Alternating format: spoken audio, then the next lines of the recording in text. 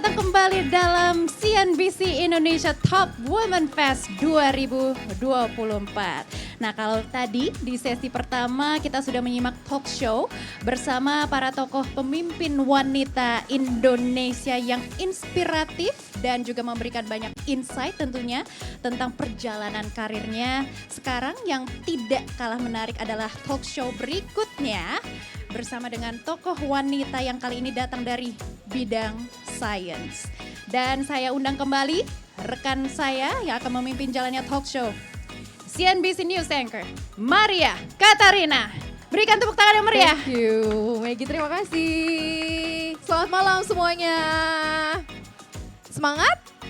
Semangat pasti ya, karena kenapa? Karena saya janji, saya garanti narasumber saya semuanya cantik-cantik. Jadi semuanya nanti bisa tanya langsung juga, mau ngobrol langsung juga bisa ya. Yang kedua ini kita akan angkat tema Women in Science, dilema, tantangan dan juga harapan. Kita tahu banyak sekali sekarang perempuan-perempuan yang memang concerns dalam dunia pendidikan dan mereka benar-benar fokus dalam dunia pendidikan, bukan hanya fokus tapi juga berprestasi di sana. Seperti apa kiprah perempuan-perempuan cantik ini? Ada beberapa teori atau ada beberapa fakta yang saya punya ya, karena kesenjangan gender yang signifikan sudah terjadi selama bertahun-tahun di semua bidang ilmu sains, teknologi, teknik, matematika atau STEM di seluruh dunia. Meski banyak perempuan meraih pendidikan tinggi, mereka ini masih kurang terwakili pastinya dalam bidang-bidang tersebut. Menurut data UN, jumlah perempuan di bidang STEM ini tidak sampai 30%, padahal kontribusi perempuan sangat dibutuhkan di bidang STEM yang dijadikan tumpuan banyak negara untuk memajukan ekonomi. Studi juga menunjukkan bahwa hambatan yang dihadapi perempuan dalam berkarir di bidang STEM ini adalah ada keluarga, budaya, tempat kerja, diskriminasi, serta minimnya dukungan sosial. Sebuah studi di tahun 2022 yang dilakukan di 117 negara menemukan bahwa 1 dari 2 saintis perempuan melaporkan pengalaman atau mengalami pelecehan seksual di tempat kerja dan 65 responden melaporkan bahwa hal ini berdampak negatif terhadap karir mereka. Pasti kita nggak mau, kita maunya perempuan-perempuan Indonesia di sini berprestasi luar biasa dan karirnya juga luar biasa, berkarya juga untuk bangsa dan negara. Betul? Boleh kasih tepuk tangan? Oke, tidak usah berpanjang-panjang lagi, saya akan undang narasumber saya yang akan bergabung di sini untuk berdiskusi, berbincang santai bersama dengan saya. Yang pertama ada Dr. Reysa Broto Asmoro, pegiat edukasi kesehatan. Boleh kasih tepuk tangan untuk Dr. Reysa. Halo dokter, silakan duduk dok. Thank you for coming. Yang kedua ada Melanie Mastriel, Chief of Corporate Affairs Engagement and Sustainability L'Oreal Indonesia. Halo. Selanjutnya ada Cecilia Ong, Chief Operating Officer Cakap. Hai kakak Cecil, thank you for coming. Dan ini pasti kenal ya, kasih tepuk tangan yang meriah untuk Felicia Angelista, Founder Scarlett. Hai Kakak Feli. Thank you banget, cantik-cantik gak sih? Cantik dong pasti ya. Luar biasa sekali perempuan-perempuan saya di sebelah saya bukan cuma cantik tapi juga berprestasi. Ini ada Dr. Reysa, kemudian ada Kakak Mastriel, ada Kakak Cecil dan juga Kakak Feli. Di sini akan ngobrolin banyak soal perempuan Indonesia dan juga peran serta kiprahnya di dunia sains di Indonesia. Apa kabar? Girls? Baik. Alhamdulillah. Sehat ya. Ini kita girls talk sambil santai, sambil di tengah-tengah Anjungan Sarinah. Yang nonton banyak banget sampai atas semua, boleh dada-dada dulu di sini. Oke, kita bahas perempuan in science ya. Aku mau ke Dr. Reysa dulu yang di sebelah sini deh. Oke, gimana Ini Mbak soal Maria? tadi beberapa fakta-fakta yang aku angkat ya soal masalah kesenjangan gender di dunia STEM di sini ya. Ada science, teknologi, teknik, matematik. Sementara Dr. Reysa termasuk salah satu yang juga ada di situ gitu ya. Seperti apa sih dok perkembangannya sampai dengan sekarang? Iya, kalau antara gender ya, selama ini pengalaman saya sih pernah ada masanya memang sangat berbeda sekali nih perlakuannya antara pria dan wanita gitu ya dalam dunia pekerjaan di STEM ini. Tapi makin kesini saya melihatnya makin banyak sekali peluang yang terbuka untuk para wanita ini untuk berkembang dan bekerja di dalamnya. Justru malah makin banyak yang mendominasi biasanya di dunia ini gitu. Sekarang banyak ceweknya berarti dok? Banyak. Makanya saya ngelihat malah jadi banyak yang jadi decision maker dalam beberapa keputusan penting atau dalam proyek yang besar atau sebagai kepala rumah sakit gitu, kepala dinas kesehatan gitu. Makin banyak yang didominasi malah oleh kaum perempuan gitu. Kalau dulu kenapa dokter Isya akhirnya nyemplung ke situ? Kenapanya? Kenapa? Kalau kita nanya ke why-nya kenapa juga memilih part of this gitu ya, bagian dari Oke. itu STEM itu. Oh, memang dari kecil sukanya sama science soalnya. I see. Kalau saya dari dulu kan kita harus decide nih antara social studies atau science ya waktu zaman SMA gitu. Dan ternyata memang suka banget sama fisika, biologi, kimia, itu suka banget. Dibanding saya harus belajar akuntansi, ekonomi gitu, sebenarnya saya lebih suka ke science-nya. That's why mendalami itu akhirnya sampai saya ekstrakurikuler aja saya pilihnya science club. Oke. Jadi ya akhirnya memutuskan untuk coba dunia kedokteran, di mana di situ lebih banyak memang science studies-nya dibandingin mungkin mathematics yang lebih cocok ke teknik gitu ya.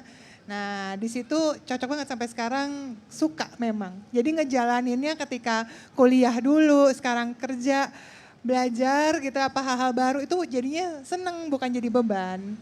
Oke, Gitu. malah jadi sesuatu hal yang menggembirakan gitu ya sampai Malah sekarang. jadi excited, malah jadi kayak ada apa ya, ilmu apa nih yang baru ya di bidang medis nih, ilmu apa nih yang belum diciptakan misalnya, atau ada sesuatu yang baru apa, ilmu apa yang bisa saya sharing ke masyarakat lebih banyak nih tentang hal-hal yang mungkin banyak yang belum tahu gitu.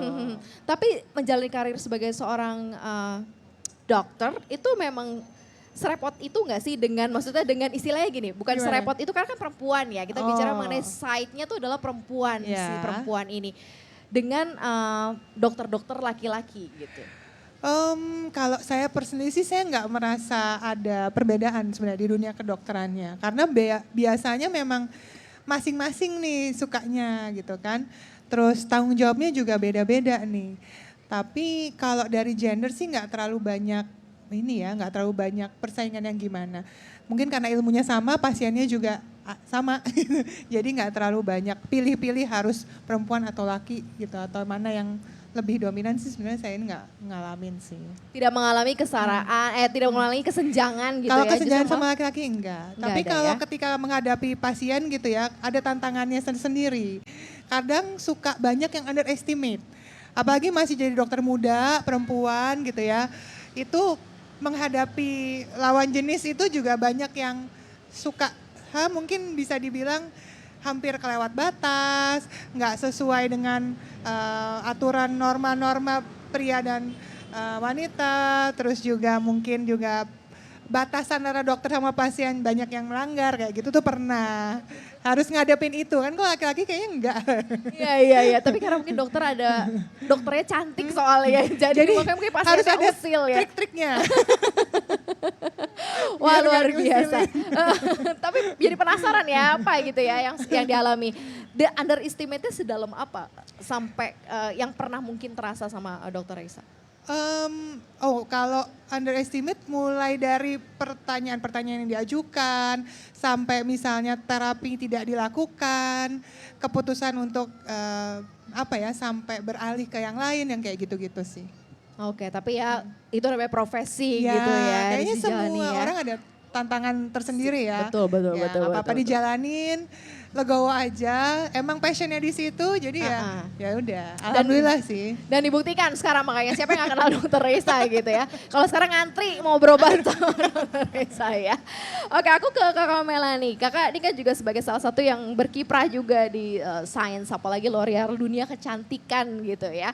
Ternyata ada peningkatan yang luar biasa peran perempuan di L'Oreal Indonesia gitu. Yang aku baca di data aku 43% dari total angkatan kerja perusahaan. 47%-nya di level manajerial, 54%-nya komite manajemen. Ini wow banget gitu loh ya. Apa yang ingin mungkin L'Oreal kembangkan untuk jadi salah satu lingkungan office atmosfer yang memberikan bagus atau atmosfer positif ya untuk wanita-wanita Indonesia berkarir? Itu seperti apa nih? Ya, terima kasih Maria. Selamat malam Bapak Ibu semuanya.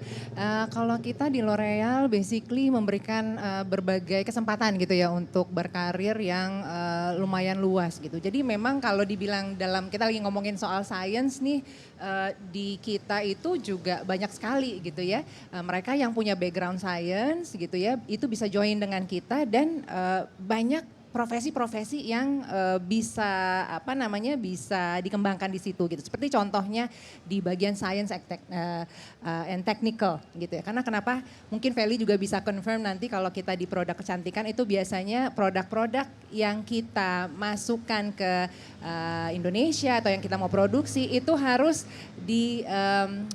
dikonfirmasi klaim-klaimnya, benar nggak? Nah itu kan harus scientist seperti itu gitu. Jadi nggak bisa kita sembarangan klaim bahwa produk ini bisa mencerahkan dalam waktu 7 hari gitu. Itu harus ada the science behind it gitu ya.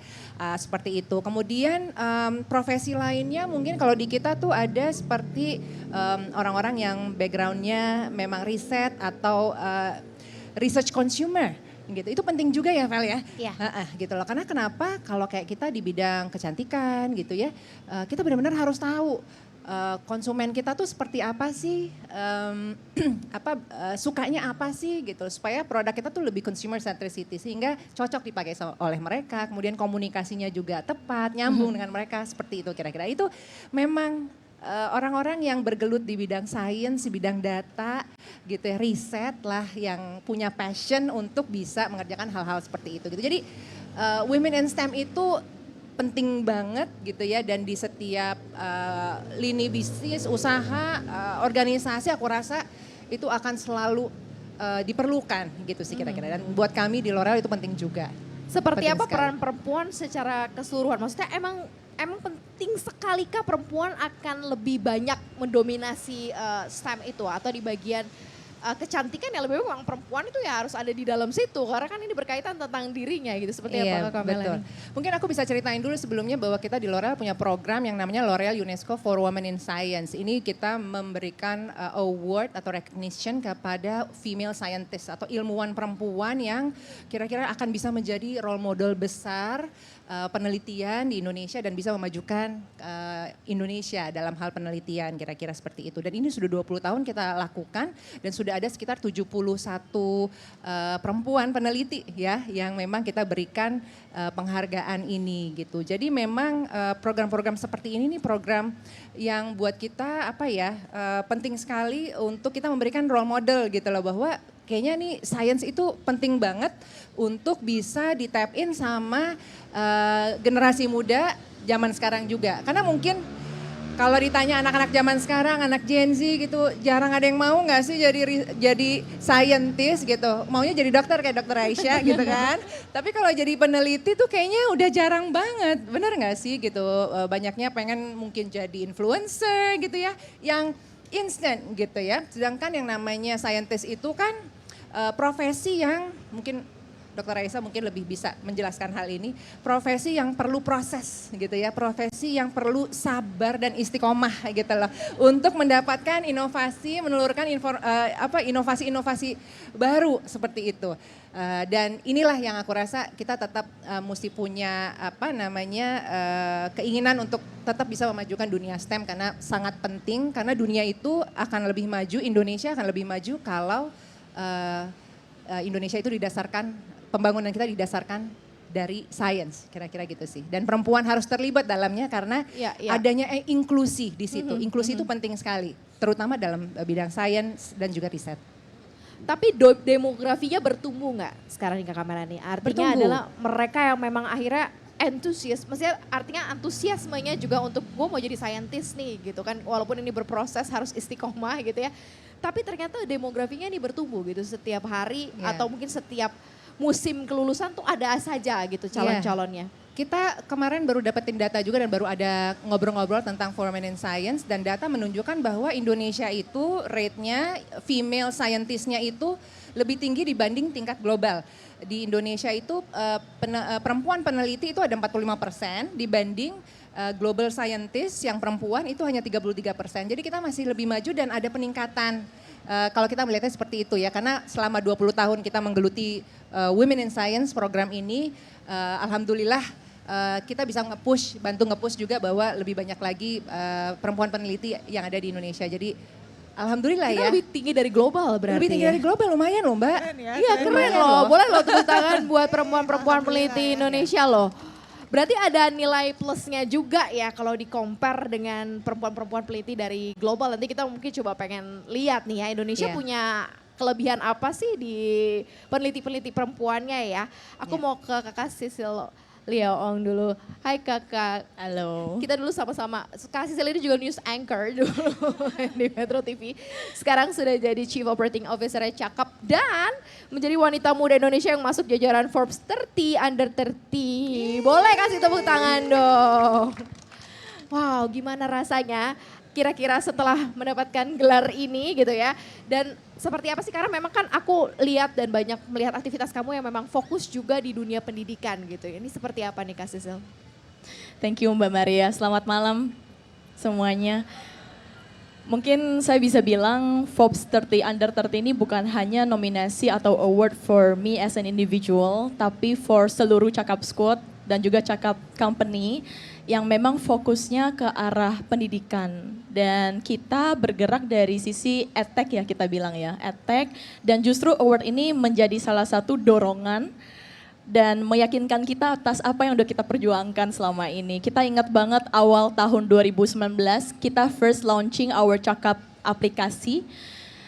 Tahun 2020 itu pandemik dan ketika kita pertama kali ada di prakerja ekosistem, kita lembur sampai subuh ngefilter data-data registrasi prakerja. Dari kita itu pembawaannya tuh bukan lembur, bukan apapun itu, tapi bukan pekerjaan juga, tapi semakin cepat kita memproses data-data tersebut, semakin banyak yang bisa kebantu melalui program kartu prakerja dan juga sistem yang kita bangun dari sisi produk and tech. Itu juga sama halnya, semuanya sama-sama lembur untuk bisa ikuti program tersebut. Jadi memang bisa dibilang visi misi kita adalah for elevating people's lives. Mudah-mudahan kita bergerak dari bahasa dan juga vokasi skills yang paling dasar sekali, tapi itu membawakan tadi kesempatan untuk bisa bekerja, walaupun dari bahasa sekalipun, dasar banget.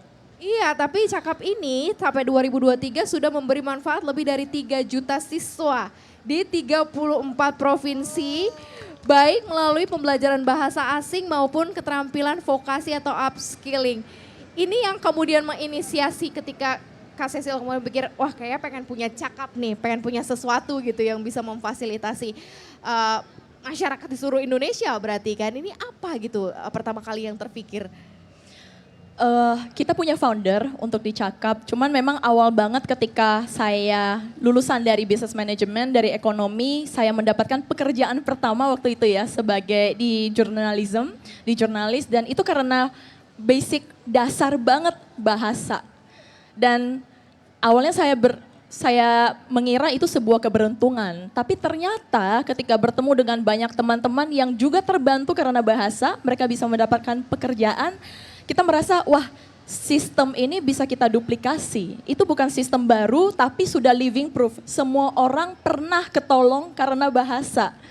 Jadi itu yang menjadi dasar kita dengan kita menduplikasi, mudah-mudahan insya Allah kita bisa menduplikat sistem itu supaya semua teman-teman bangsa tanah air bisa mendapatkan pekerjaan sekalipun tadi sebagai fresh graduate. Wow, kasih tepuk tangan buat Kak Sisil. Sebelum aku ke Felicia, aku mau tanya sukses story-nya dari Cakap. Apa hasil yang sudah dibawa dari siswa-siswa yang gabung di sana nih Kak Sisil? Kita waktu itu kerjasama dengan Kemenparekraf untuk seluruh peserta pelaku perekonomian waktu itu untuk bisa berbahasa Inggris dan langsung berkomunikasi dengan para turis asing. Dan yang kedua anak-anak yang paling pertama kita di Pulau 3T ya, pulau terluar di Anambas, bawah island. Dan awal banget anak kita mungkin take English for granted ya kita bilang ya. Kita kalau baca book, BOOK, kita bilang itu book, tapi di daerah itu masih bok, sesuai dengan ejaan bahasa Indonesia. Jadi beberapa story-story teman-teman berhasil mendapatkan tadi bahasa sebagai paspor mendapatkan pekerjaan itu yang convert us untuk berjuang sampai hari ini. Wow, luar biasa. Boleh tepuk tangan buat Kak Sisil. Aku merinding dengar ceritanya. Karena luar biasa sekali ya. Karena simple things tapi bisa jadi the big things ya di kehidupan kita. Oke, sekarang aku mau ke Felicia. Yes. Ini kan semua kenal lah kamu as a celebrity, aktris juga. Terus kemudian bertransisi jadi entrepreneurship. Jadi istilah woman entrepreneur sekarang gitu ya. Apa yang mendasari gitu. Mungkin kita ke situ dulu ya. Kenapa Feli juga kemudian mau turun ke bisnis, mulai mendalami bisnis gitu. Bahkan sekarang jauh lebih indie dalam bisnis ya. Gitu ngerjain bisnis kamu ya. Ini seperti apa Val? Oke. Malam semuanya. Gimana? Iya, aku memang awalnya itu di dunia entertainer itu dari tahun 2012. Tapi aku tuh udah tahu juga Kak, kalau di dunia entertain itu cepat banget regenerasi gitu. Jadi aku memang tidak menjadikan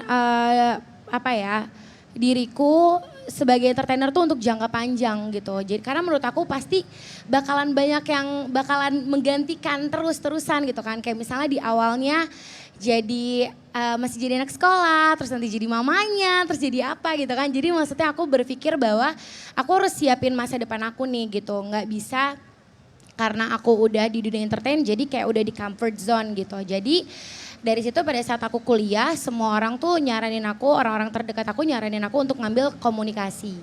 Tapi karena aku udah bergeraknya, misalnya udah bekerjanya di bidang komunikasi, jadi menurut aku harus nambahin ilmu baru lagi, aku harus nambahin skill lagi nih gitu. Jadi aku memutuskan untuk jadi sarjana ekonomi, di mana aku belajar manajemen, aku belajar akuntan.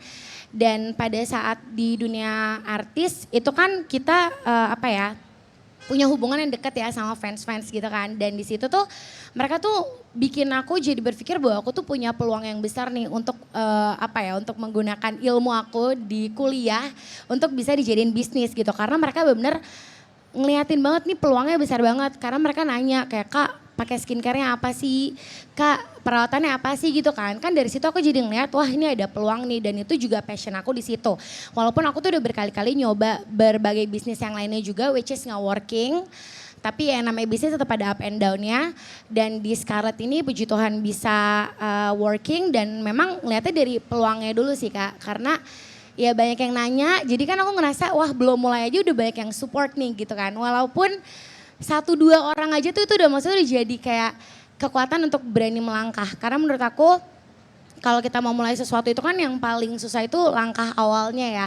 Kayak punya gak ya kepercayaan dirinya, jangan kayak udah takut duluan kayak aduh kayaknya bakalan gagal deh, aduh kayaknya gak bakalan sukses deh. Terus misalnya kita udah pernah nyoba bisnis yang lain terus tiba-tiba gagal terus jadinya kayak trauma gitu jadi nggak mau enggak gitu. Berapa di situ, kali gagalnya Val? aku tuh sempat bikin bisnis kue, kan waktu itu ada kue-kue kekinian gitu kan. Aku bikin kue, terus aku sempat bikin ada body mist juga dan lain-lain. Nah itu tuh nggak, maksudnya tidak sesukses Scarlett, tapi itu juga nggak bikin aku jadi trauma dan jadi nggak mau bikin gitu. Maksud aku kalau memang kita gagal nggak apa-apa, pasti ada kesempatan lain lagi gitu. Jadi nggak boleh langsung mentalnya langsung kayak udah deh, udah nggak usah deh gitu, nggak mau. Karena aku tuh pengennya dari awal tuh bisa jadi dampak buat banyak orang kan. Dan dimana kalau kita ada bisnis itu kan berarti kita juga buka lapangan pekerjaan buat banyak orang. Dan itu tuh mimpi aku gitu. Dan aku maksudnya sekarang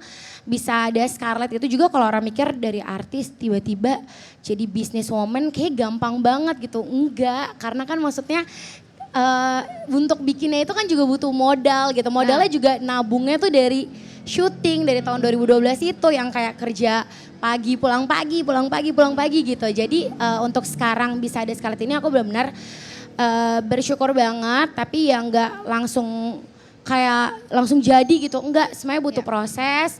semuanya juga ada up and down-nya, tapi ya terus konsisten aja dijalanin sih. Dan terus mau belajar juga pasti. Jadi kontribusi di bisnis kamu ini benar-benar dari nol ya? Dari nol. From zero to hero yang sampai Amin, sekarang ya. amin. Jadi kalau ada orang yang beranggapan bahwa dia kan artis gitu, dia pasti bisa hire orang banyak, udah itu tinggal jadi produknya gitu, tinggal santai terima untungnya, itu berarti enggak seperti itu Enggak. ya? Karena kan tetap Feli kan juga memang pasti punya partner Feli. Karena kan balik lagi, Feli kan benar-benar baru banget di dunia bisnis. Jadi Feli harus banyak belajar dong. Feli nanya banyak sama banyak senior, dan balik lagi kalau kita anak muda yang mau mulai bisnis itu ya nggak boleh malu untuk bertanya, nggak boleh lewatin kesempatan. Let's say ada workshop atau ada mentorship dari siapa, itu tuh benar-benar kita harus ikut gitu. Karena di situ tuh kita jadinya bisa nemu banyak inspirasi. Di situ juga kita jadi makin ngumpul kepercayaan dirinya.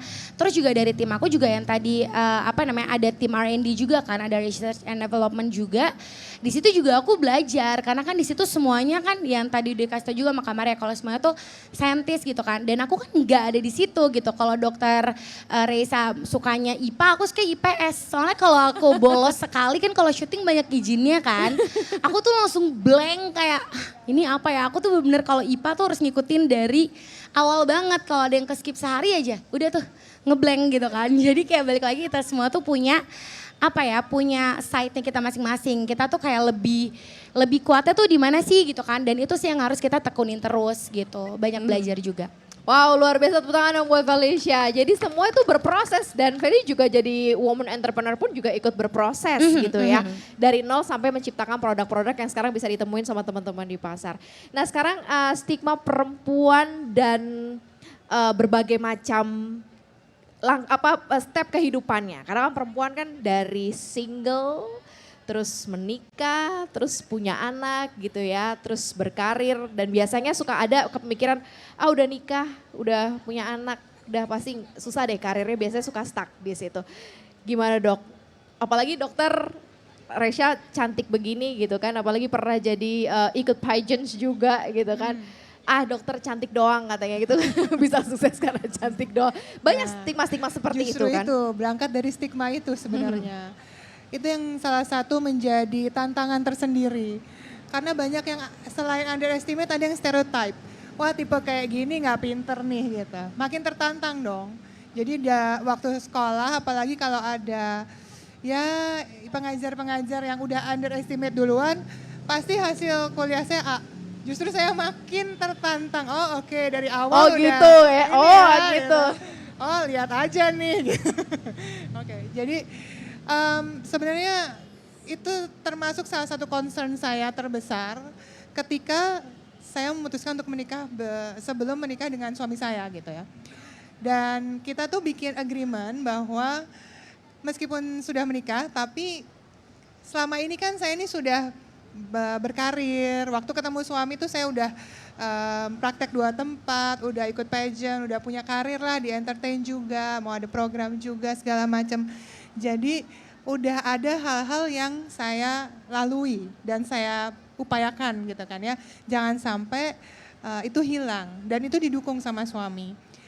Meskipun dia bilang tetap boleh berkarir, boleh mengejar mimpimu gitu. Karena ini kan apa yang sudah kamu usahakan dan apa yang sudah keluarga kamu upayakan juga. Karena kan sebenarnya orang tua saya juga yang ngasih kesempatan untuk saya bisa berkarir kan awalnya. Nah dari situ saya tapi berjanji, meskipun saya mengejar karir saya dan mimpi-mimpi saya, tapi sebagai seorang istri dan sekarang seorang ibu alhamdulillah, saya nggak akan melupakan itu. Jadi saya tetap berjanji untuk mengutamakan keluarga dulu. Meskipun saya tetap bisa berkarir dan bisa duduk di sini malam ini bareng-bareng semuanya. Jadi tetap nomor 1 keluarga, begitu keluarga udah beres nih semua udah ada misalnya teman-teman atau anggota keluarga atau support system saya lah yang bisa membantu saya untuk mengurus keluarga di rumah. Tapi juga karir bisa saya jalanin bareng-bareng. Dan itu butuh komunikasi ya, komunikasi yang baik dan kesepakatan bersama. Dan memang jangan sampai ya seorang wanita itu akhirnya kehilangan mimpinya. Apapun itu, meskipun ibu rumah tangga, itu kan juga karir juga di rumah ya. Tapi kalau punya mimpi lain, passion lain yang pengen dikejar, kenapa enggak? Why not? Nggak ada satu orang pun di dunia ini yang berhak untuk membatasi mimpi-mimpi kita. Dan nggak cukup cuma satu mimpi aja kok. Kalau kalian mau punya 3 mimpi, 10 mimpi, kejar aja. Semuanya kejar aja. Karena kita toh yang akan bertanggung jawab ketika kita menjalankan dan ketika mimpi itu berhasil. Kita harus bertanggung jawab dan kita menjalankannya, kita yang menjalankannya. Jadi ya jangan patah semangat. Seorang perempuan juga pasti bisa mencapai apapun yang dia inginkan. Setuju, tepuk tangan buat dokter Raisa. Makanya kalau bisa perempuan tuh kalau ditanyain kamu tuh suruh bagi cintanya gitu nggak bisa. Dia akan bilang keluarga 100%, pekerjaan 100% ya kan. Me time juga 100% ya. Semua 100% karena cuma perempuan doang yang bisa kayak gitu. Bener kan? Harus balance. Work life balance-nya perempuan itu banyak banget. Balance atau multitasker gitu. Iya, Bener, harus paripurna kalau saya sukanya bilangnya. Semua harus dijalankan dengan porsinya masing-masing yang saling melengkapi gitu. Setuju banget ya. Jadi di sini cewek-cewek ya jangan pernah kalau ada cowok yang ngedeketin terus bilang kamu abis ini harus berhenti kerja gitu ya. Udah mendingan bye kali kalau gitu ya dok.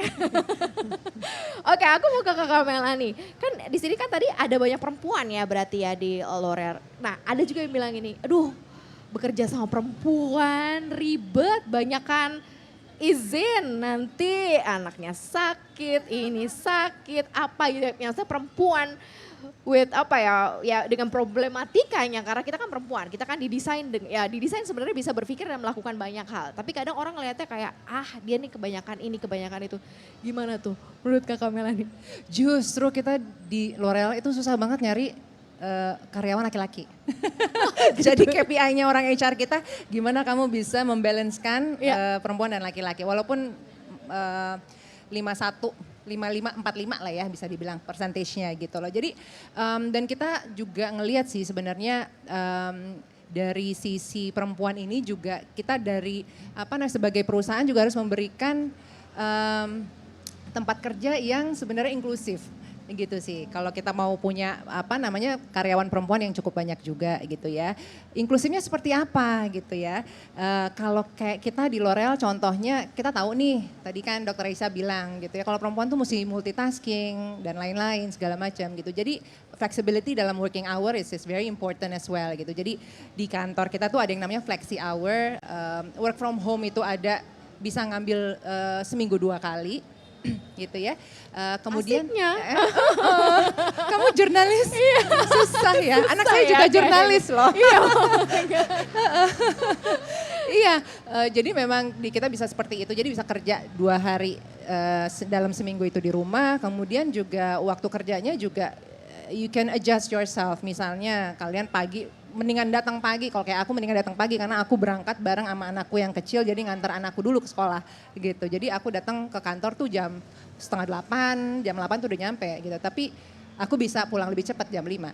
Dan kita juga budayakan nggak apa-apa. Lo kalau udah kelar kerjaannya mau pulang duluan, it's okay gitu loh. Seperti itu karena ada budaya tunggu bos keluar dulu baru pulang gitu ya. Gitu loh. Kita udah budayakan seperti itu dan di kantor kita juga ada budaya yang namanya psychological safety gitu loh. Kalau kita lagi cuti gitu ya, we can disconnect completely gitu loh. Dan kita gadget harapkan boleh mati, semua boleh. Karena boleh diharapkan cuti, seperti gitu. Justru didorong seperti itu. Karena kenapa? You need a break, you need the time to have a break gitu loh. So use it wisely karena cuti itu your rights loh. Hak kamu untuk bisa dipakai, kira-kira seperti itu gitu. Jadi hal-hal seperti itu yang memang mungkin kenapa ya? Aku ngelihatnya juga karena kita di manajemen komitinya L'Oreal itu cukup balance ya antara perempuan dan laki-laki. Jadi banyak suara perempuan di situ gitu loh. Kita juga mau melihat seperti itu supaya lingkungan kerja kita itu kondusif gitu loh untuk perempuan-perempuan, terutama perempuan-perempuan yang multitasking. Kira-kira seperti itu. Jadi banyak sekali benefit-benefit atau flexibility yang diberikan as long as you reach your KPI. Itu yang paling penting. Kita udah agree di awal KPI kamu apa? Itulah yang kita monitor menjadi performance dari masing-masing karyawan. Kira-kira gitu. Jadi hal-hal yang lain selama you can do your work, you can excel in your work, you deliver more than what you promise in the first place. Itu ya udah you deliver kira-kira gitu sih. Jadi gimana sih cara balancing? Ini kan karena deal with perempuan-perempuan yang bekerja gitu ya. Sekarang deal with job sebagai ibu, sebagai istri, itu kayak gitu-gitu. Itu kayak pertanyaan klise yang masing-masing mungkin punya caranya masing-masing gitu. Tapi aku penasaran dengan perempuan-perempuan yang berkarir, apalagi on top level, mereka masih bisa balancing banyak hal. Iya. Kalau aku caranya, aku alhamdulillah punya pasangan yang sangat mengerti dan kita tuh ya partner, we're partner basically. Itu juga yang aku cari dari seorang partner gitu ya. Seseorang yang bisa jadi sparring partner kita dan support system. Lo sibuk, gue sibuk. Lo sibuk, gue sibuk. Lo punya cita-cita, gue punya cita-cita. Lo punya kerjaan, gue punya kerjaan gitu ya. So tanggung jawab di rumah itu adalah tanggung jawab kita sama-sama. Kita punya anak 2, itu salah satunya yang warna pink, itu pacarnya sebelahnya. Ya, jadi kita bagi-bagi basically. Dia mungkin punya, anakku yang gede ini mungkin punya kesamaan dengan aku dan kerjaannya mirip-mirip dengan aku yang bantu bimbing. Anakku yang laki-laki itu deketnya sama bapaknya karena dia suka bola, dia sekarang lagi push banget untuk bola, bapaknya nemenin untuk bola, kira-kira seperti itu. Jadi kita bagi-bagi kerjaan kita, bagi-bagi tanggung jawab itu is a shared responsibility. Kalau misalnya aku lagi nggak bisa ngambil raport anakku yang cowok gitu ya suamiku gantian gitu loh, vice versa, kira-kira seperti itu. Jadi memang benar-benar kita partner. Jadi dari awal konsepku berumah tangga adalah ya ini anak sama-sama loh, bukan anak punya gue sendiri gitu kan. Bener gak sih ibu-ibu? Ya, kalau aku sih gitu ya. Jadi kalau dia sakit sama-sama, tanggung jawab kita bukan hanya tanggung jawab ibu, tapi bapak juga punya tanggung jawab untuk make sure ya anak kita mungkin bisa mendapatkan the best care. Kira-kira gitu sih kalau aku konsepnya Mbak. Jadi support system yang dibangun inilah yang menurut aku yang membuat aku juga bisa bisa bekerja dengan santai, bekerja dengan nggak terlalu mikirin, aduh gue abis ini mesti gimana segala macam. Kalau itu kan perempuan jadi suka di kepala tuh terlalu banyak ya, bener nggak sih Res? Karena perempuan kalau itu lagi ngapain pun bisa mikirin banyak hal cabang-cabang gitu loh. Meeting, bisa ngerjain apa yang ada di rumah gitu kan. Betul, ya. jadi punya tadi yang seperti Dr. Reza bilang juga punya support system yang kuat di rumah itu terbaik juga sih buat kita kalau kita mau tetap bisa berkarya kira-kira gitu. Dan support system itu ya dari keluarga inti tapi juga mungkin punya neni atau punya keluarga extended family yang mungkin bisa bantu saling jaga dan lain-lain, kira-kira gitu sih. Itu sih kuncinya ya, support system. Karena nggak mungkin kita lari sendirian gitu ya. Pasti ada yang support di belakang gitu untuk handle beberapa hal. Nah aku ke Kak Sesi lagi. Tantangannya apa sih Kak jadi perempuan concern di pendidikan dan kamu juga fokus tadi di beberapa daerah-daerah 3T ya yang mungkin juga ya sekarang masih jadi fokus pemerintah juga dalam pendidikan.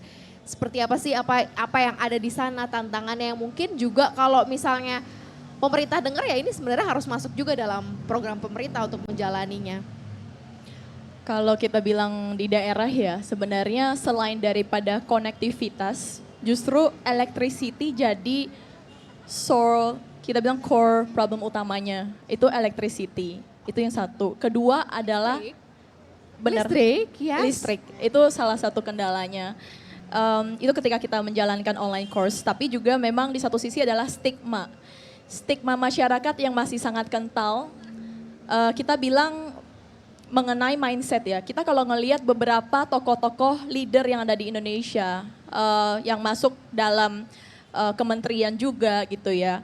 Mereka coming from a background culture yang nge-promote gender equality dari rumah.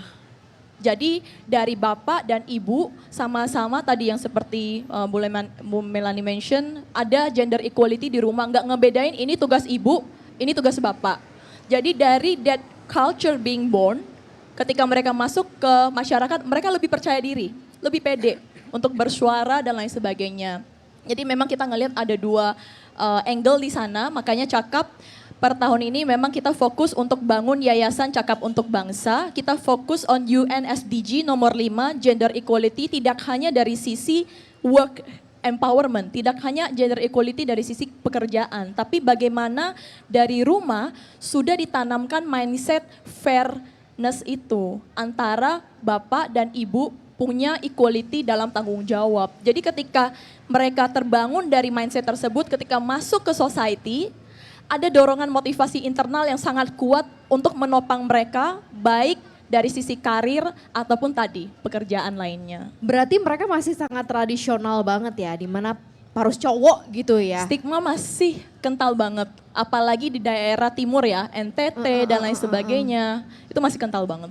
Itu cara masuknya gimana? Itu kan sesuatu yang dibawa dari lahir, budaya, sesuatu yang kayak kalau kita datang ke situ ngomong A B C D kayaknya mereka ya udah gitu selesai gitu sampai situ kan kita pengen itu kan berbekas dan kemudian dia implementasikan kan di kehidupan mereka kan. Benar, makanya kita harus soft approach.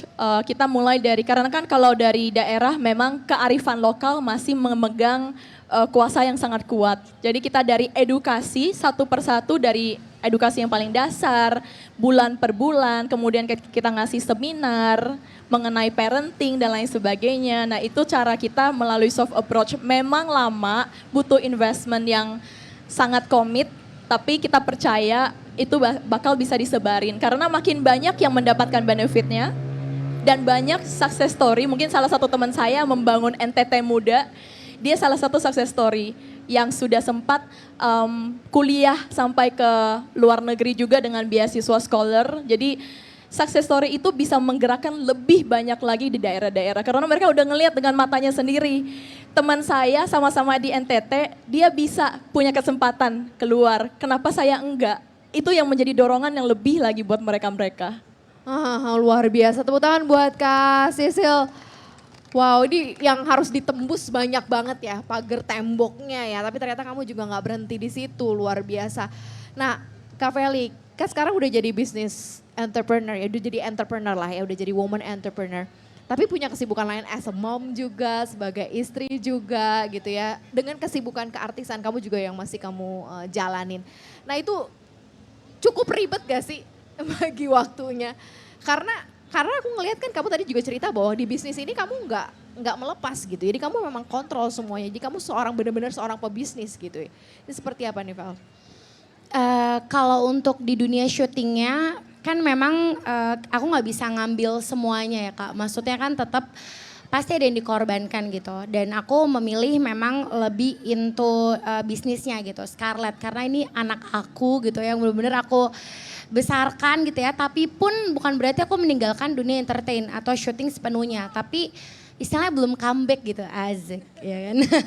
Tapi memang kalau kita di dunia bisnis, aku itu bisa lebih fleksibel kayak tadi Kak Melanie bilang juga. Jadi aku tuh bisa ngurusin di rumah atau aku bisa datangnya itu setelah anak-anak aku ke sekolah gitu. Dan maksudnya tetap bisa bertanggung jawab penuh. Tapi kalau untuk di dunia syuting itu kan aku melibatkan banyak kru, melibatkan banyak pemain, which is mereka juga seorang ibu, mereka juga seorang ayah, maksudnya mereka juga punya keluarga gitu. Kalau misalnya aku egois dan aku mikir kayak pokoknya aku cuma mau syuting dari jam 8 pagi sampai jam 12 siang. Atau cuma sampai pokoknya maksudnya kayak memikirkan diriku sendiri. Nggak mungkin kan, jadi aku mengorbankan untuk ya aku jangan ambil stripping dulu deh gitu. Jangan ngambil sinetron dulu karena aku nggak mau ngeribetin orang-orang lain gitu. Tapi ya kalau misalnya syuting untuk yang lebih 1-2 jam, 3 jam itu masih oke. Tapi dengan catatan anak-anak aku udah selesai sekolah, udah pokoknya urusan keluarga yang tadi Dokter Resya bilang juga udah selesai dulu nih urusan keluarga. Baru aku baru aku bekerja gitu. Nah tapi balik lagi yang milih partner itu kan partner seumur hidup aku Hito ya, suami aku gitu. Dan dia tuh bener-bener jadi number one support system aku.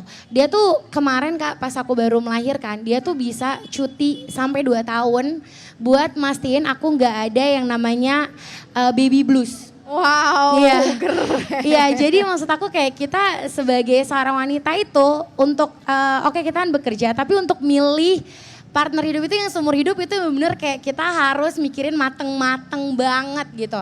Jadi buat kalian yang belum menikah gitu ya, yang masih mencari calon-calon, itu nomor 1 harus kasih tahu dulu visi misi kita seperti apa. Jadi aku tuh udah ngasih tahu, kita sama-sama pekerja keras gitu ya, sama-sama kita dua-duanya sama-sama kerjanya kebetulan sama-sama syuting.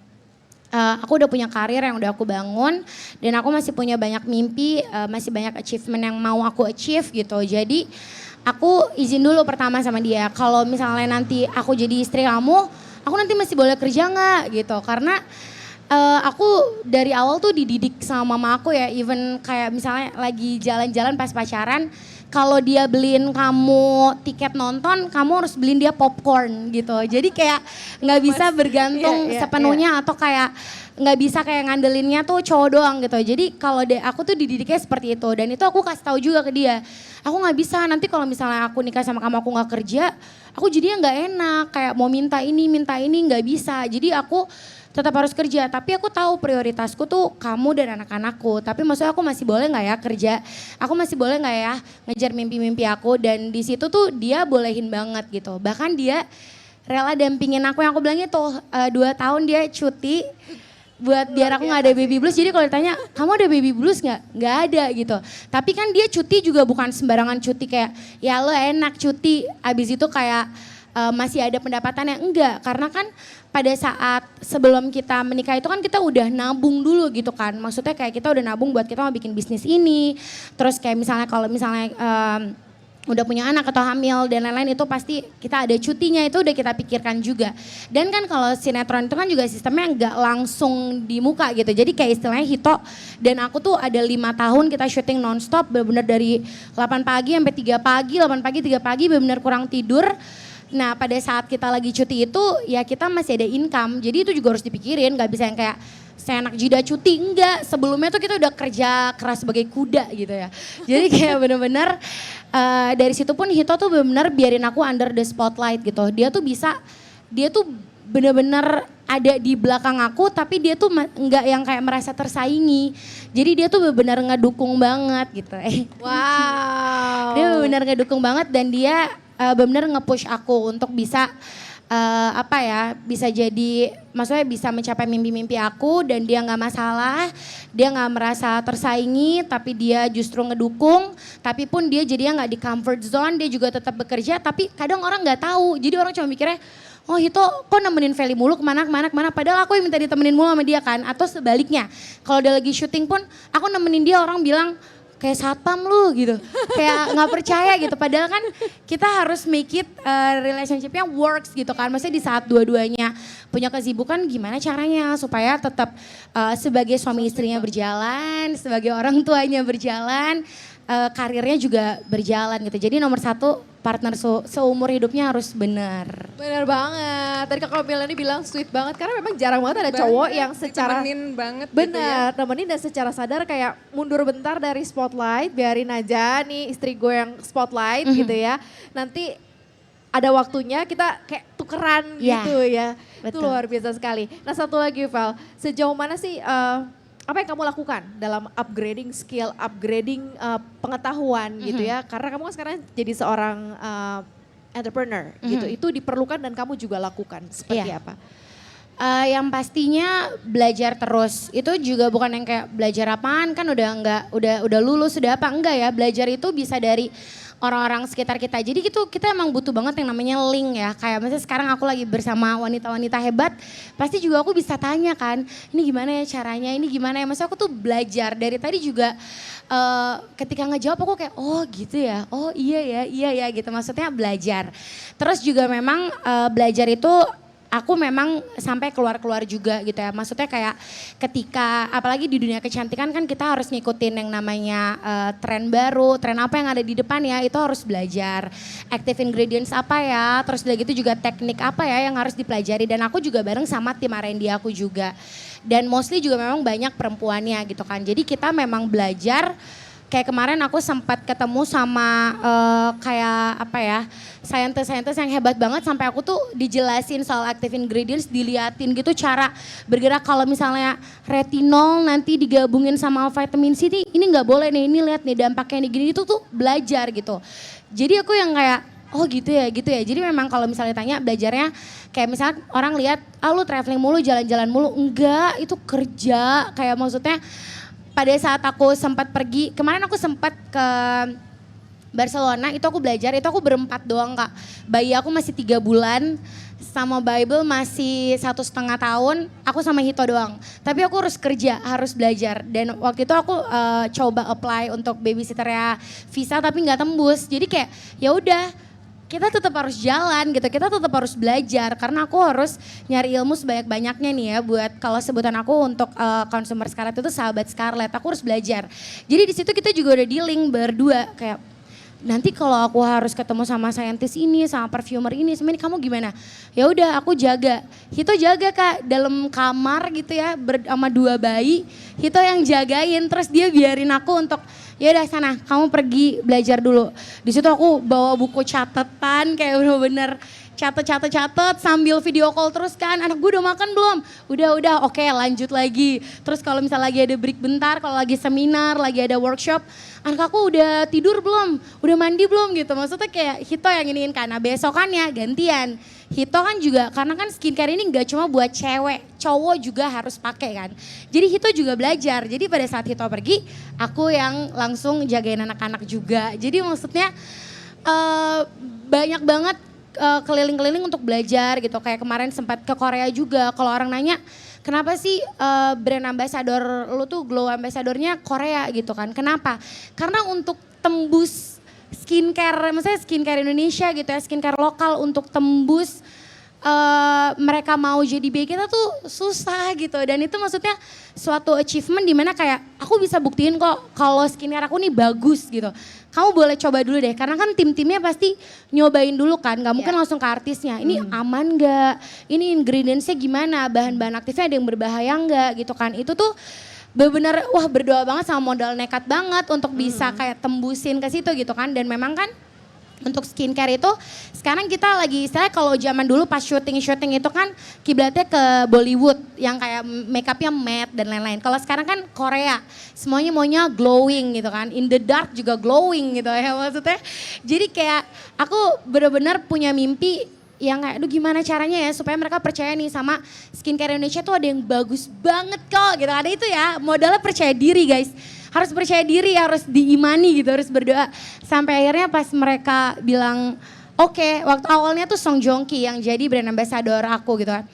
Oke, Song Joong Ki mau gitu, wah itu lemes banget Kak, lutut langsung yang kayak lemes tapi gak boleh jatuh, lagi hamil kan. Kayak gak boleh jatuh nih, Hito juga udah berusaha untuk cari kontak dan lain-lain, cari link itu nomor 1 juga penting link. Untuk bisa tembus gitu, sampai akhirnya kan maksudnya jadi kenapa bukan brand ambassador Indonesia? Enggak, Indonesia juga banyak banget. Tapi kenapa kita mau brand ambassador Korea? Karena itu, karena kan semua orang tuh Korea tuh bener-bener detail banget soal skincare. Jadi kalau misalnya mereka mau kan nggak mungkin dong asal-asalan kayak mereka berani untuk jadi biaya kita kalau produknya nggak bagus gitu. Jadi ketika mereka bolehin tuh aku langsung kayak ya ampun kayak seneng banget. Dan jadinya sahabat Scarlett juga bilang aku mau beli Scarlett terus supaya biayanya idol-idol aku. Kata aku lagi iya. Kayak maksudnya jadi aku pengennya jadi apa ya berkatnya itu tuh disebarluaskan gitu. Maksudnya bikin bahagia banyak orang juga jadinya gitu. Wow, ini kisahnya inspiratif sekali, tepuk tangan dong buat Felicia ya.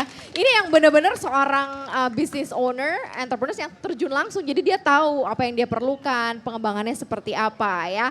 Nah teman-teman ada yang mau tanya sama narasumber saya yang ada di depan, boleh silakan tunjuk tangan nanti kita deliver mic-nya. Siapa yang mau tanya? Silakan. Jangan dorong-dorongan, ayo siapa yang mau tanya? Sebelah sana? Oke, ada ibu yang di atas duluan ya. Silakan, boleh teman-teman dibantu mikrofonnya mau tanya ke siapa?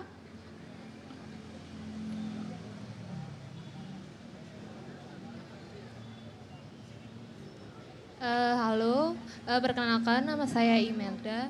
Jadi di sini sebenarnya saya ingin bertanya, mungkin pertanyaannya hampir sama seperti yang tadi ditanyakan mengenai bagaimana sih melawan sistem patriarki yang ada di negara ini. Sistem patriarki, oke. Sedangkan kan kita sendiri tahu bahwasannya perempuan, apalagi perempuan karir itu banyak banget bakat yang dimiliki gitu. Terus pertanyaan saya yang kedua, perempuan karir mestinya kan padat jadwalnya. Mereka otomatis lebih banyak, lebih cenderung mengalami burnout. Nah, selain melakukan me time, apa yang perlu dilakukan oleh perempuan-perempuan di Indonesia? Terima kasih. Oke, dari Dokter Esa dulu ya, nanti ke sana ya. Ini pertanyaannya soal masalah sistem patriarki. Patriarki ya. Seharus seperti apa? Mungkin ada beberapa ya ini ya tradisi budaya Indonesia yang memang masih menekankan ke pria dan mereka sebenarnya mau lebih maju nih harus seperti apa? Itu dulu Dok, jawab. Oke, saya sebenarnya berangkat dari keluarga Jawa ya, di mana sosok bapak, suami itu memang yang harus menjadi kepala keluarga dan mendominasi. Tapi kalau menurut saya, balik lagi dengan sekarang di era seperti ini kan semua sudah bisa didiskusikan dengan baik kalau memang komunikasi di keluarga berjalan dengan baik ya. Jadi bisa bagi-bagi tugas misalnya ya, balik lagi seperti tadi Ibu kan tadi sempat bilang kayak memang sharing tugas dan tanggung jawab gitu ya di rumah, sama saya juga seperti itu kebetulan di rumah. Karena memang anak ini anak dari bapak dan ibu, bukan anak ibu aja ya. Karena sosok ayah itu sangat penting untuk hadir dalam kehidupan seorang anak. Banyak banget hal-hal positif yang bisa diambil dari sosok seorang ayah yang hadir ya. Jadi penting sekali untuk dia tetap terus ada dalam lingkungan keluarga. Nah, salah satu cara untuk perempuan ini bisa bersaing di era patriarki dengan budaya yang melekat ini, meningkatkan value dari perempuan itu sendiri. Kalau memang tadi dibilang sedangkan memang punya bakat gitu ya yang pengen diasah, maka diasah terus aja. Bakat apapun itu, minat aja ya, nggak ada bakat ada minat tetap terus berjuang sih, belajar terus seumur hidup. Tetap harus mengejar mimpinya dengan mengembangkan kualitas diri, potensi diri dan jangan takut mencoba. Komunikasi itu kan bisa dilakukan setiap hari dengan cara apapun. Mungkin nggak bisa nih dengan kata-kata dilawan terus nih sama yang patriarki tadi deh, siapa yang ada di rumah atau lingkungan kita. Tapi bisa kita tunjukkan dengan tindakan misalnya atau dengan hasil. Kita sekolah misalnya, saya punya mimpi untuk jadi scientist itu tadi misalnya. Saya di sekolah saya buktiin, wah saya bisa nih dengan nilai saya yang bagus banget kayak gini. Saya ikut kompetisi, saya ikut olimpiade gitu ya. Saya punya nih bakat seperti ini, saya punya achievement yang bisa saya kejar nih dari sini. Jadi mohon dukung saya untuk mengejar mimpi saya karena saya sudah punya cara untuk meningkatkan value diri. Misalnya dulu juga makanya ada banyak ajang pencarian bakat gitu ya. Seperti saya pernah ikut pageant Putri Indonesia dulu. Itu kan yang dinilai kan sebenarnya 3B ya. Nggak cuma beauty, ada brain di situ, ada behavior di situ. Sebenarnya itu adalah cara untuk menyadarkan perempuan di seluruh Indonesia. Makanya perwakilannya juga tetap sekarang nih harus ada wakil dari setiap provinsi. Karena setiap provinsi di Indonesia ini apapun latar belakang budayanya, apapun latar belakang keluarganya, daerahnya, semua punya potensi yang sama nih untuk mengembangkan dirinya, meningkatkan value dirinya dan mengejar mimpinya dengan cara yang sama. Jadi ya itu tadi, belajar dan tetap terus usaha untuk meningkatkan value diri. Kurang Itu lebih dari seperti saya. itu. Terus tapi yang pertanyaan kedua, kalau burnout selain me time ngapain gitu ya? Oh, kalau burnout sebenarnya harus cari tahu dulu penyebabnya apa. Apakah memang stresor yang terlalu besar atau memang kitanya yang tidak bisa mengatur waktu dengan baik. Kalau memang masalahnya itu tadi harus punya nomor satu time management. Semua orang nih harus punya time schedule ya setiap hari yang memang harus nyempetin. Di situ ada waktu beribadah, di situ ada waktu olahraga, di situ harus ada waktu makan 3 kali sehari dengan 2 kali selingan. Ada waktu untuk bekerja, ada waktu untuk istirahat, ada waktu untuk me time, ada waktu untuk keluarga. Semua harus ditempatin. Kalau kita nggak punya time management yang baik, akan sulit. Pasti kita selalu merasa kayak saya nggak punya waktu. Untuk olahraga aja kapan saya punya waktu? Masa sih 150 menit seminggu. Artinya misalnya mau sehari 20 menit aja. Ya daripada stalking IG orang ya. Mendingan kita sempetin untuk sambil olahraga. Atau barengan nih sambil jogging sambil stalking. Bisa juga kan. So actually pertama kita harus tahu time management yang baik. Dan batasan di mana sih kita bisa melaluinya, menjalaninya supaya kita nggak burn out. Gitu. Oke, baik. Sekarang ke Kak Melani, gimana tuh sistem Oke. patriarki dan mengatasi burnout? Karena memang karena memang perempuan berkarir rata-rata ya pasti mengalami itu. Ya, ya. Kalau mengatasi sistem patriarki itu mungkin sulit banget ya, karena itu jadi budaya, culture gitu. Jadi mungkin sambil ada penyuluhan dan lain-lain, aku rasa sistemnya sendiri juga harus dibenahin gitu loh.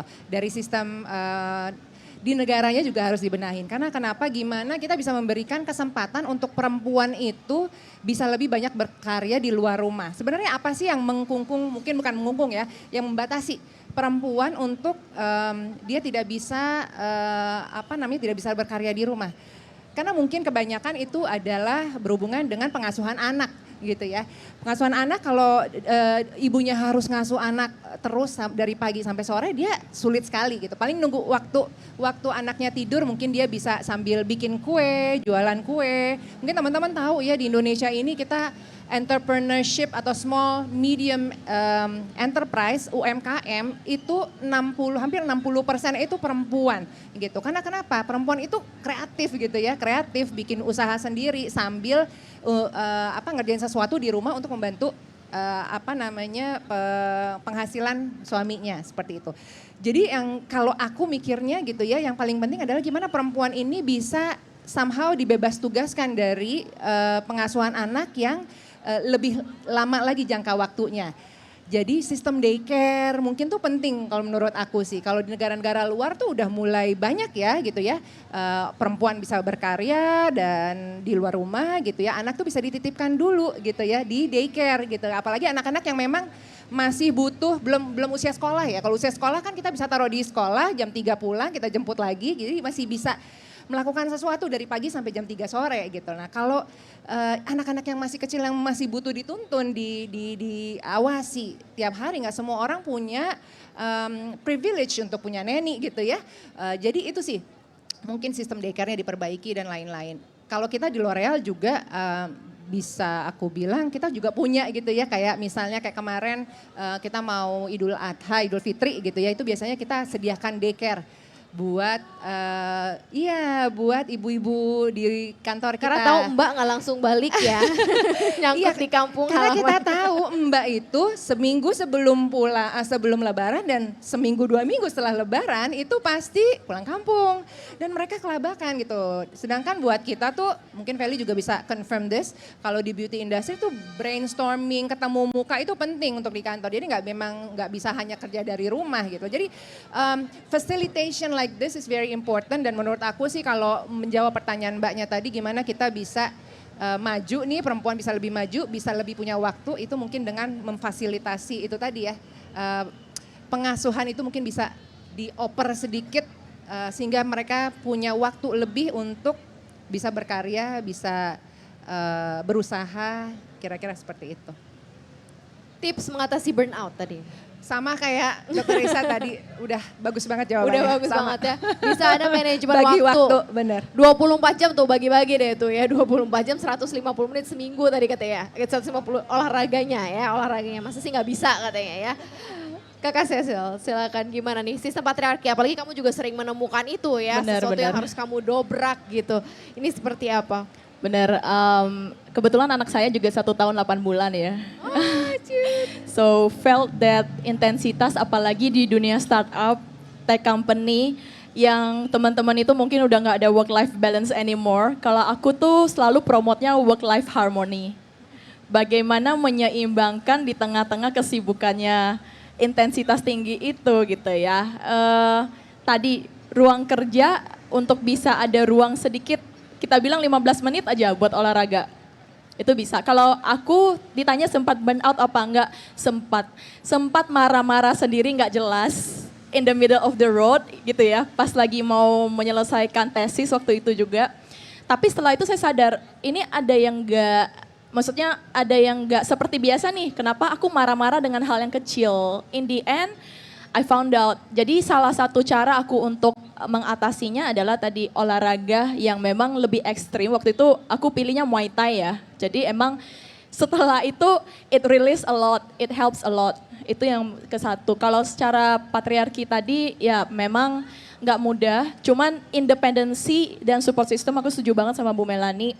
Bagaimana dirimu tadi untuk soal kerjaan, kita bilang sekarang udah banyak banget freelance job ya, yang dimana dirimu bisa mencari, nggak harus ke kantor, banyak banget sekarang terbuka sebagai interpreter, sebagai apapun itu ada. Jadi dengan dirimu punya independensi, dengan lebih mandiri, dirimu mudah-mudahan insya Allah bisa juga punya privilege ke arah nanny ataupun daycare tadi. So then dirimu tetap bisa berjuang di karir. Memang anak di usia 1 sampai 5 tahun itu bisa dibilang susah banget ya, kita bilang ya. Itu benar dilema as a working mom, anak sakit lah dan lain sebagainya. Tapi 5 tahun itu adalah waktu yang paling sulit. Tapi ketika kamu sudah melewati itu, saya percaya semuanya akan lebih lancar dan mudah-mudahan karir kamu bisa lebih tinggi. Wow, amin. Dapat good influence loh dari Kakak Sisil ya. Dan dari Feli gimana tuh Fel?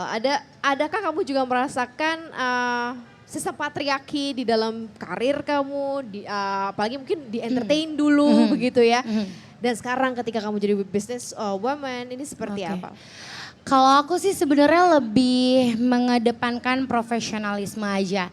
Jadi kalau aku kerja itu aku tuh selalu menghindari yang namanya orang-orang yang toksik, lingkungan yang toksik itu aku tuh selalu hindari gitu ya. Kayak let's say di dunia syuting, pasti kan ada aja mungkin ya yang kayak ada yang suka, ada yang nggak suka sama kita kayak gitu. Karena kalau aku tuh menurut aku yang penting kita udah totalitas ngasih yang terbaik, kita udah bekerja dengan baik, keatasan kita juga dia nggak ada komplain at all, kita kerjanya baik. Aku nggak peduli sama pendapat orang selagi aku tidak melakukan hal yang negatif.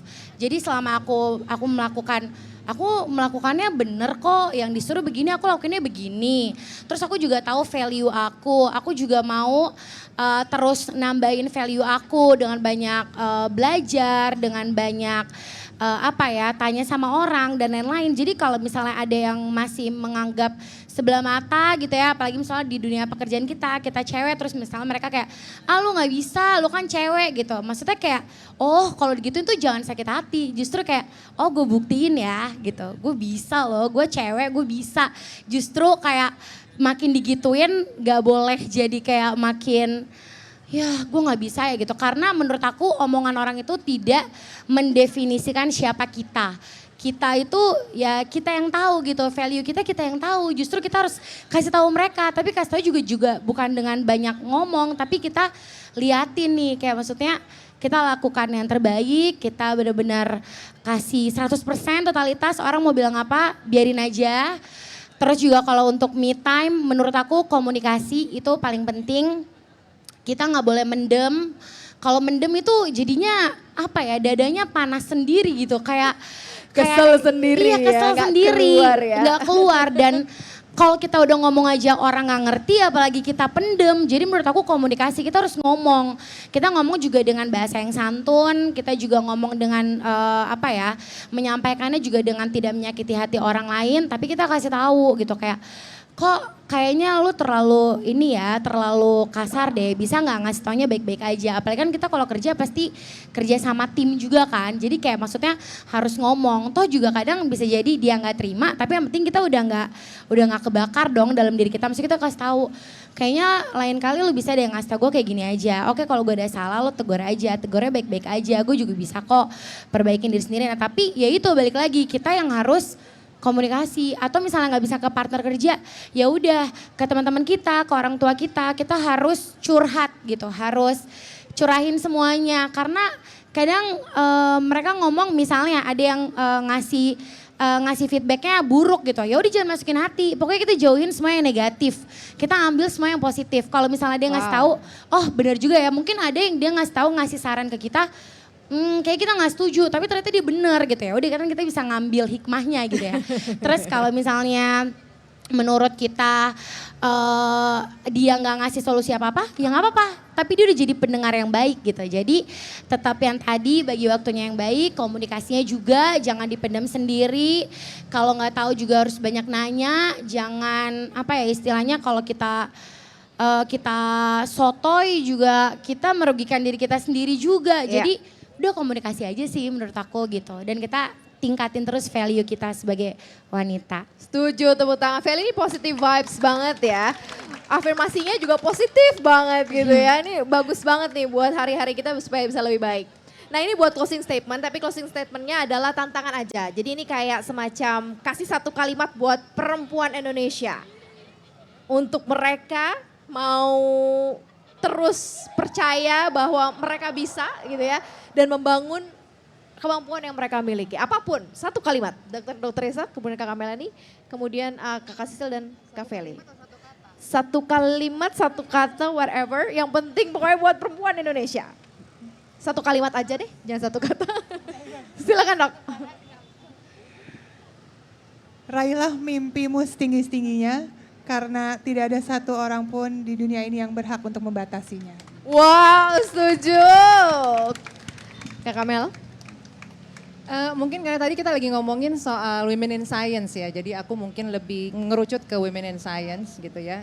We think the world needs women.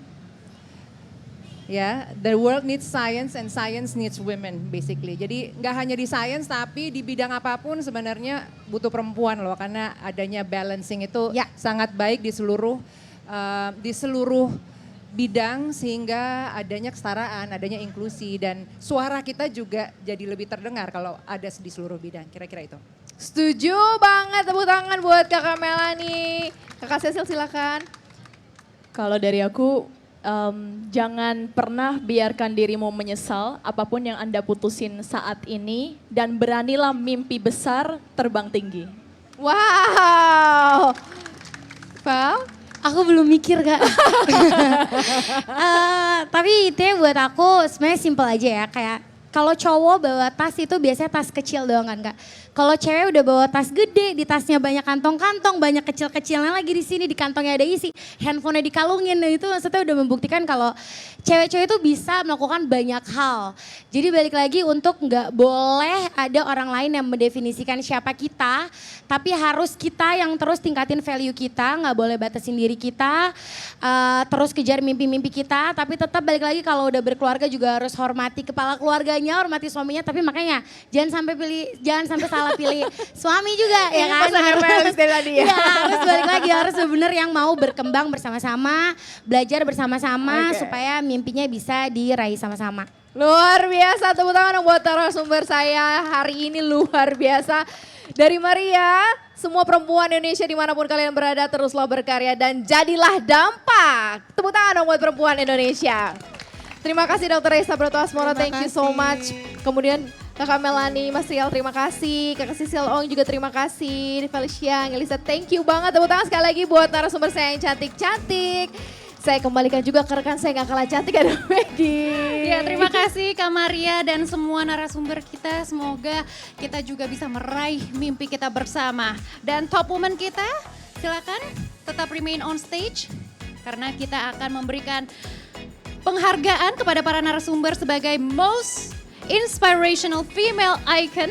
Dan langsung saja kita undang bersama Direktur CNBC Indonesia Bapak Shanta Churanggana untuk memberikan penghargaan. Selamat sekali lagi dan terima kasih sudah bergabung bersama kami di CNBC Indonesia Top Women Fest 2024. Semoga talk show sesi ini juga bisa menjadi insight untuk para perempuan yang ingin berkarir di bidang sains dan teknologi. Ya, jangan lupa kita akan mengabadikan momen ini. Ya, kita lihat di kamera tengah dulu. 1, 2, 3. Ya, kamera sebelah kiri. 1, 2, 3. Ya, terakhir sebelah kanan kita freestyle semuanya. Top woman. Yeay, berikan tepuk tangan yang meriah untuk kita semua. Terima kasih para narasumber pada malam hari ini. Ya, baik. Hadirin dan pemirsa, kita sudah menyimak obrolan yang sangat inspiratif dalam rangka merayakan kehebatan para perempuan Indonesia. Dan semoga Top Women Fest senantiasa bisa menjadi wadah apresiasi dalam mengakui peran penting perempuan dan juga menciptakan perubahan yang positif ya tentunya untuk bangsa Indonesia dan juga dunia.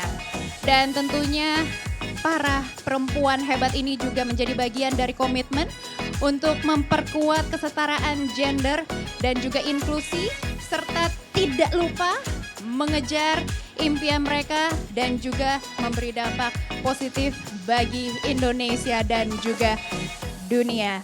Dan tidak lupa saya juga ingin mengucapkan terima kasih kepada PT Bank Negara Indonesia Persero Tbk dan juga PT Bayan Resources Tbk yang sudah mendukung jalannya acara hari ini. Ya baik, sebelum kita menutup acara pada malam hari ini, kami juga ingin memenuhi janji kami. Saya ingin mengundang performer yang sangat spesial pada malam hari ini. Masih ingat namanya? Siapa? Nggak kedengeran. Siapa? Hanin siapa? Baik, mari kita sambut bersama Hanin Dia.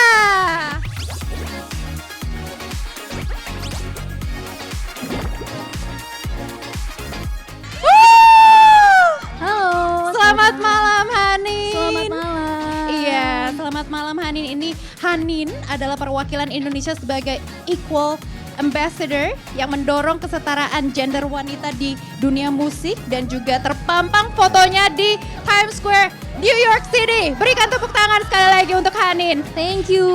Ya Hanin, boleh gak cerita sedikit waktu Kak Hanin kemarin ke New York City? Apa saja yang dirasakan dan juga tantangannya ya tentunya menjadi Equal Ambassador ini seperti apa? Ya, jadi sebetulnya waktu jadi Equal Ambassador itu, aku nggak sempet ke New York, cuman tiba-tiba fotoku ada di Times Square kan waktu itu. Di billboard gitu ya? Di billboardnya Times Square waktu itu. Luar biasa. Luar Wah, biasa. kita kasih tepuk tangan dong. Thank you. Indonesia di billboardnya New York City. Ya, memang rasanya deg-degan dan gak nyangka ya, karena di tahun kemarin sempat dipercaya menjadi Equal Ambassador. Tapi dari situ justru memberikan motivasi untuk aku untuk lebih bisa memberikan karya-karya terbaik aku dan membuktikan sebagai perempuan ini, kita sebagai perempuan, kita juga bisa melakukan banyak hal yang positif, memberikan sesuatu yang baik juga untuk orang lain, memberikan dampak yang juga bisa memotivasi orang lain, terutama untuk sesama wanita, bahwa kita juga bisa setara dengan yang lain-lainnya. Dan baik hadirin dan pemirsa, kita langsung saja saksikan Hanin Dia. Berikan tepuk tangan yang meriah untuk Hanin Dia, silakan.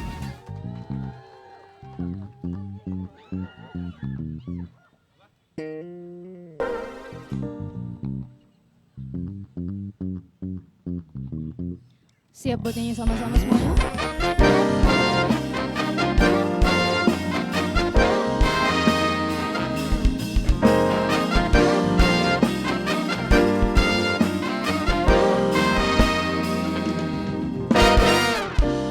Jenuh aku mendengar manisnya kata cinta, lebih baik sendiri.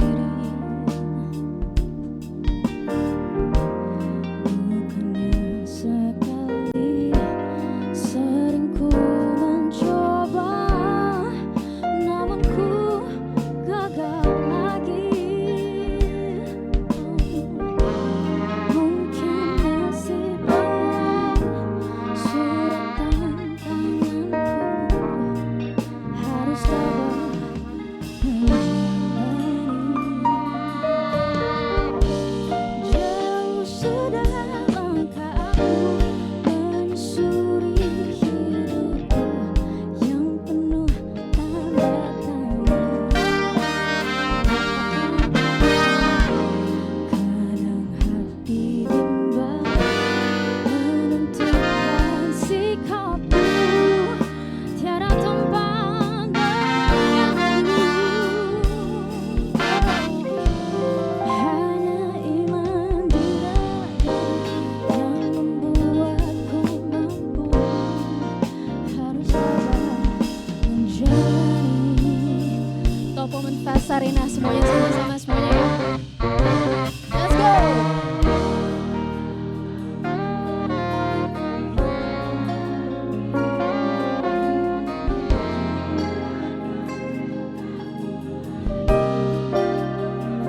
Lebih keras yang di atas suaranya.